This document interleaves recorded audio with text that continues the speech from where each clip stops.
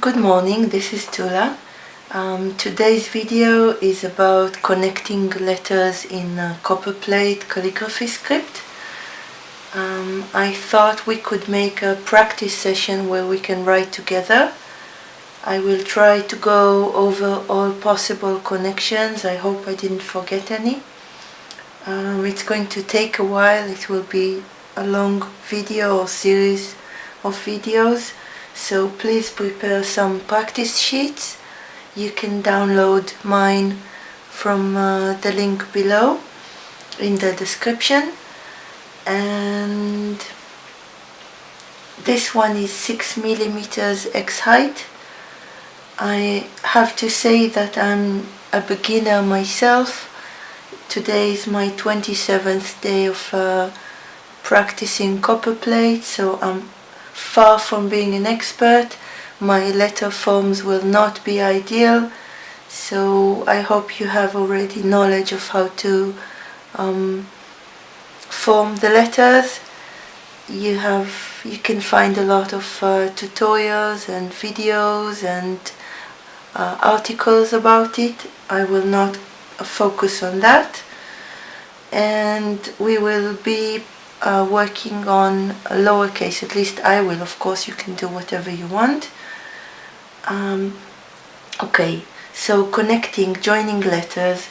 When I started learning copperplate, I couldn't understand why when you write a letter, you write it in using several strokes. So for example, if I write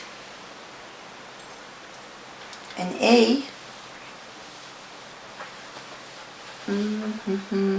okay, I make one line, second line, and third line. And I couldn't understand why can't you write it in one stroke. Or for example an E, 1, 2, 3. Why not one flowing motion? And it took me a while to think about this and realize that copperplate is a very slow and meticulous, very methodical form of writing. And for me at least, the beauty of it lies in the connecting lines. So what I realized is that my connecting lines should be flowing, and so I pause in the middle of a letter.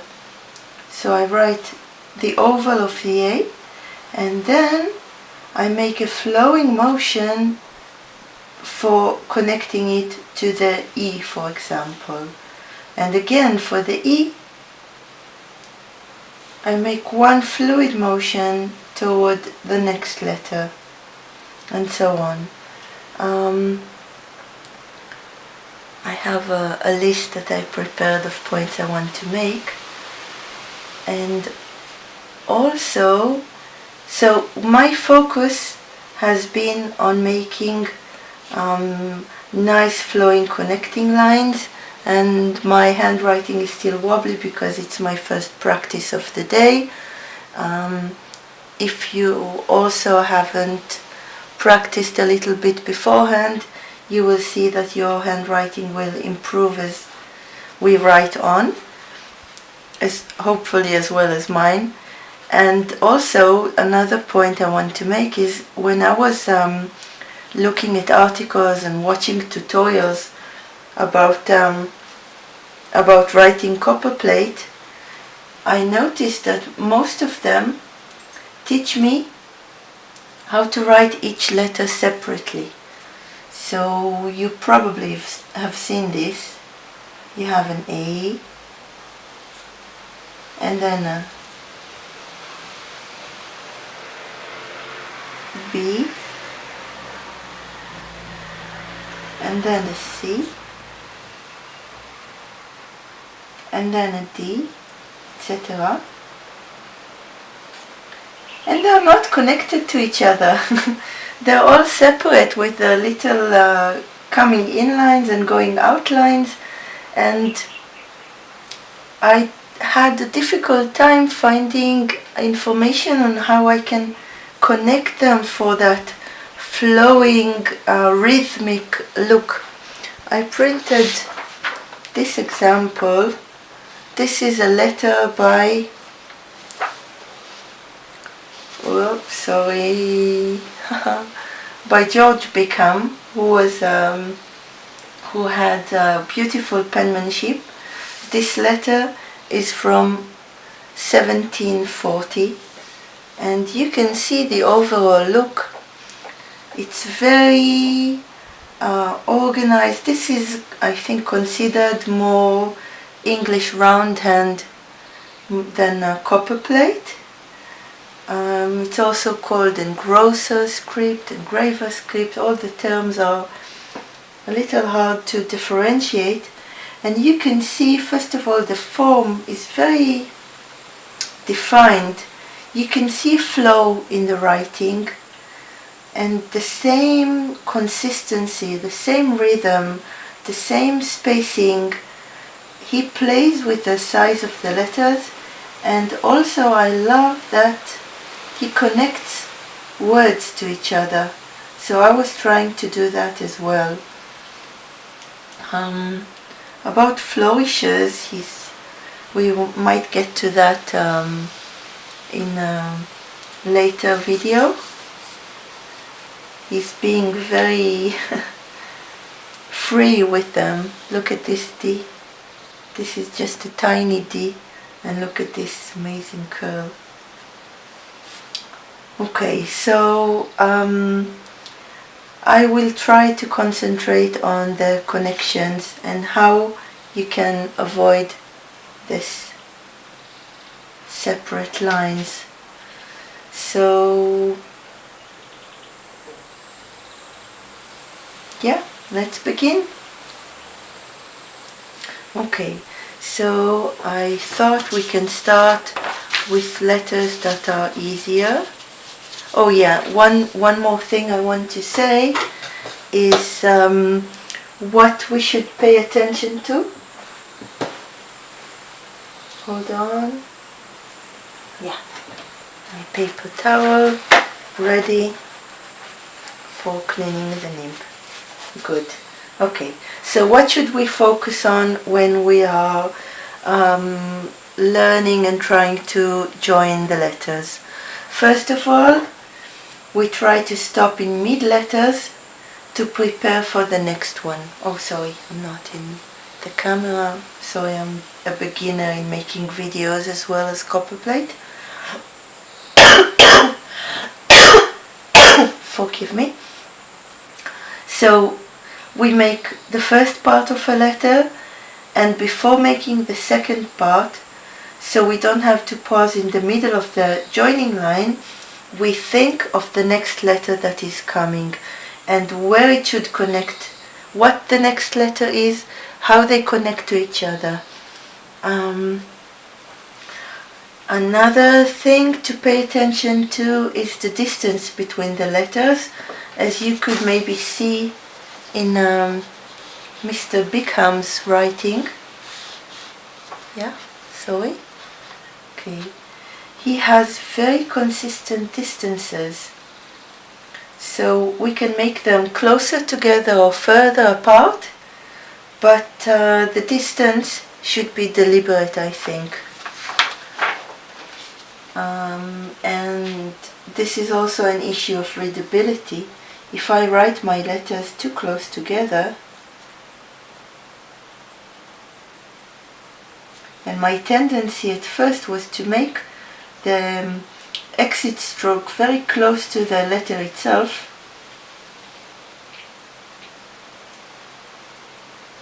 especially with B and O and V and W, which have this little curl. I don't know how to make it, call it a swish.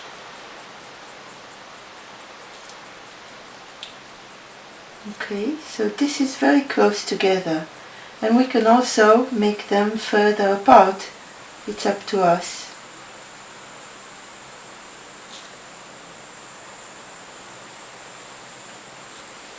I can control the distance, and I try to make it consistent.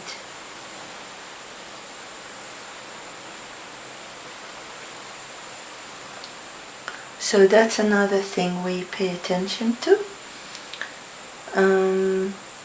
Okay, that's all I wanted to say. So let's start. We're going to start with A and D, which I think are the easiest to start with because they both connect from the line coming into A and D comes from below, and they connect pretty much in the middle of the X height, maybe further up, and the exit stroke, the one going on to the next letter, is also coming from the lower part. So we can start with those. Let's write add ADD. Sorry.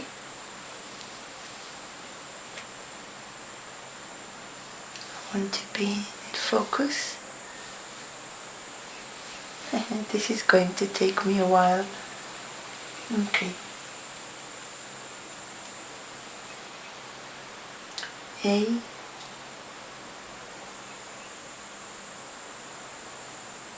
D, and D. I'll write it again, and I'll try to explain what I'm thinking as I'm writing. Where is my focus? Okay, I'll write that again and try to explain what I'm thinking as I'm writing. So first of all, I'm making the entry stroke for the A.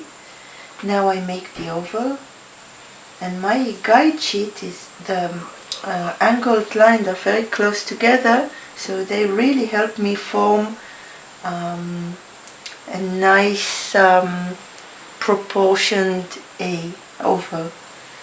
Now before I make the exit stroke, I'm thinking of my next letter, which is going to be a D. So I want my my line to come about here, which is a little bit over the middle of the X height. So I'm also thinking about the distance. I think this is a good distance. Okay.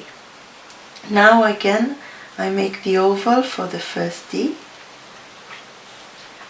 And again, I'm thinking of my next letter and how it's going to connect, which is exactly the same distance. Oh, I forgot to make it into a D, never mind. Okay, and the third oval, and now I'll make the taller line of the D, and if I want to connect it to a next letter, I'll go the same distance, and if I want it to connect to a word, I'll take it further, so there will be enough distance between the words so they can stand apart and still be connected. Like this. Okay. Oh, my hand is shaking. Okay, so let's write just a few words with A and with D, so we can get that into our muscle memory better. Let's write add, like an advertisement, AD.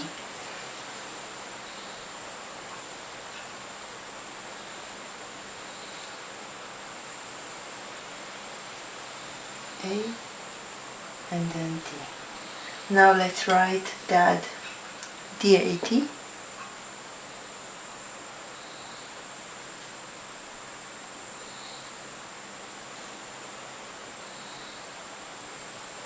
And I'm thinking of the next letter as I make the line that will connect to it. Dad. Okay, so this was, let's write it here, this was A and D. Now we can add a few letters. we can add T and U and I. Let's write them. Let's write at, AT.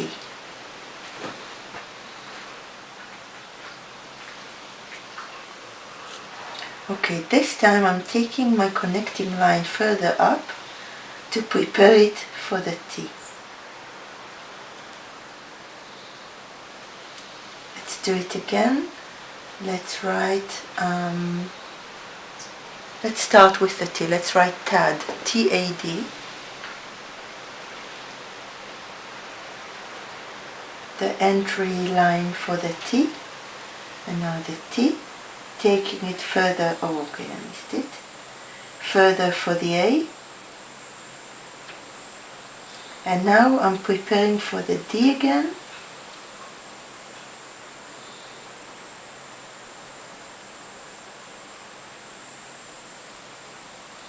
and crossing the T. Not too difficult, right? Let's write aid, A-I-D.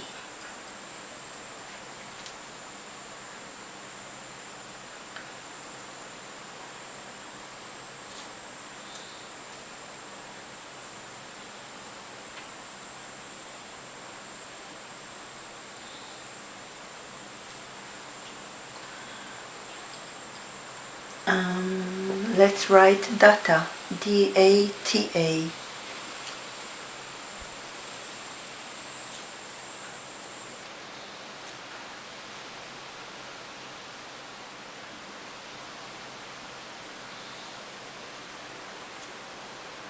Take your time, we're not in a hurry.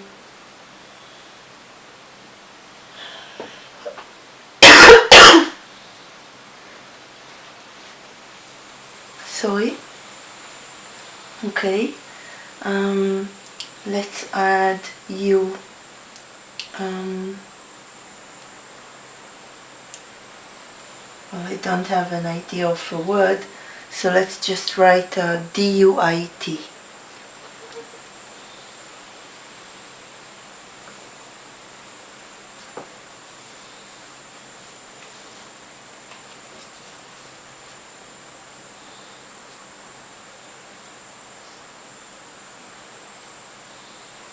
Trying to keep a consistent distance between my letters. D-U-I-T. Lovely. Okay.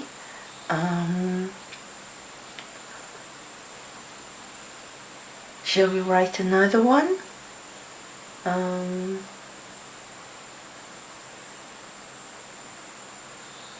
Well, just one more. Let's write it, I-T.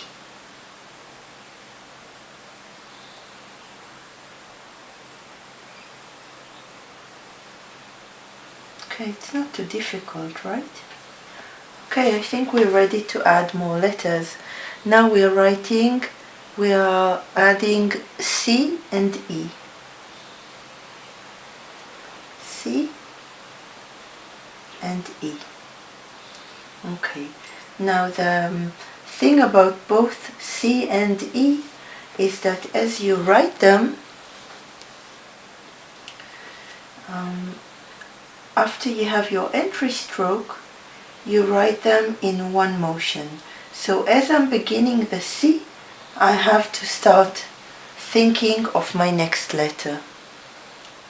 And then you come back and you finish the letter. So we have to pay attention to that. Let's start with a cat, C-A-T. So I'm making the entry stroke for the C, and before I start the C itself, the curve, I'm thinking of how it's going to connect to the A, which we said was a little over the top of the middle of the X height. Okay, so the C should be an open oval.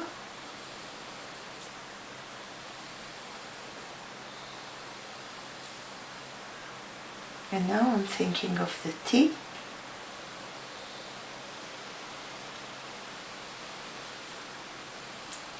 finish the C. Okay. Let's do the same with E. Let's write eat, E-A-T.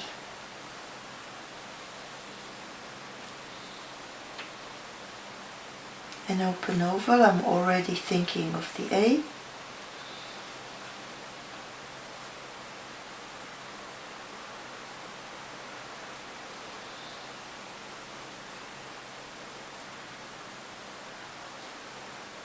Okay, and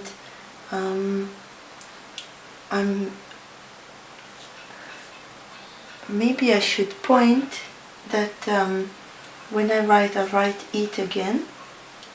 When I make the E, I take it to where the left side of the A would be, and when I'm starting the oval of the A, I'm planning the distance. So I'm starting at this point and I'm planning to have an O that's of good proportion. So I'm not starting too close, and my grid actually helps me a lot with this. This is a little too distant.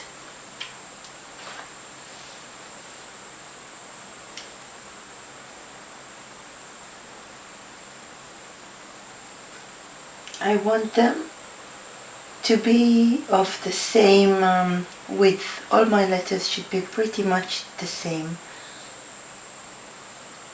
Okay, let's write duct. Duct, like duct tape. D-U-C-T.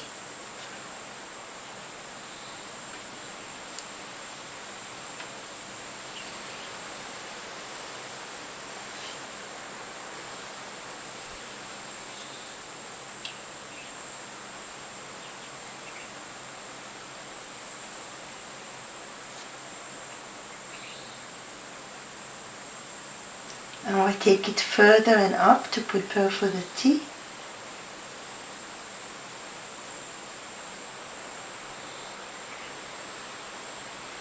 We can also write duet. D-U-E-T.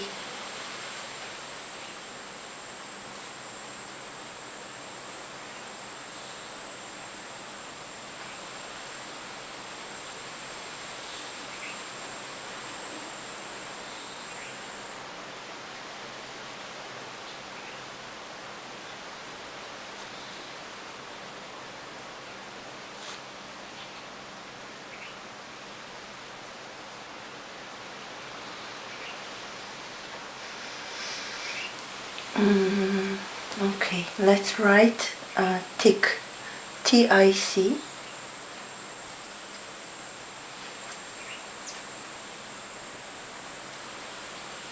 I find that the more I practice, the better I get.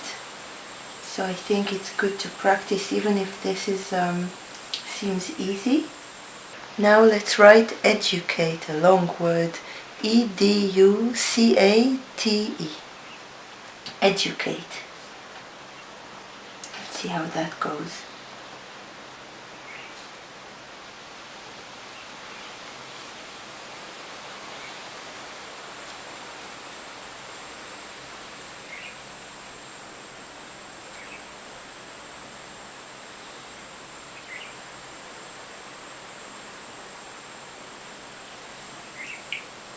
Remember to pull your connecting lines as long as you need them or as short as you need them.